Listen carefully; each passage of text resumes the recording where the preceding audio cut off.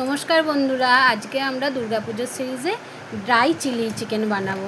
তার জন্য আমি চিকেনটাতে আগে ভিনিগার মাখিয়ে রেখে দিয়েছিলাম। এরপরে আমি চিকেনটা ম্যারিনেট করে নেব।